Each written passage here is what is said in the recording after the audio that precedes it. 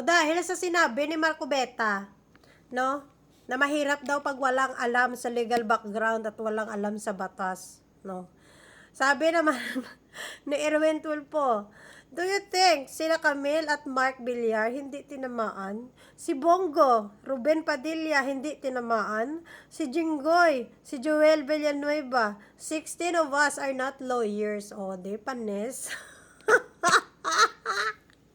Tapos may mga lawyer pa. May mga, alam mo, Sen Tulfo, siya nga lawyer, pero low ranking lang naman, di ba? So, walang pinagkaiba. At saka, mas magaling pa itong mga hindi lawyer na sinasabihan ni Marco Beta. No? Mas magaling pa kayo na hindi lawyer kaysa sa kanya. Siya feeling niya pala, feeling niya talaga is high and mighty siya, kaya may papel siya bilang isang lawyer. Pero, ang pagiging lawyer niya is low rank nga lawyer. Kumbaga, kung ilinyada mo siya sa mga lawyer, kasama niya yan si Sarah. O, sila yan magka-level.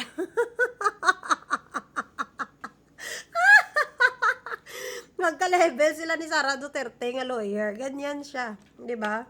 Sila ni Bundok, ni Topacio, na sila na. Ay, Diyos ko. 'Di ba? Kaya ako believe na believe dito sa mga sinasabihan ni Marcoleta na si Sen Risa na walang background sa lawyer.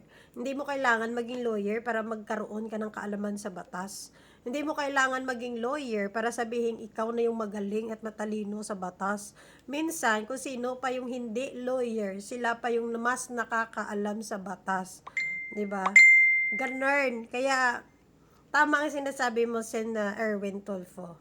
Tama yung sinasabi mo, na marami kayong hindi lawyer dyan. Pero mas magaling po kayo kaysa sa kay Marco Bita nga panot.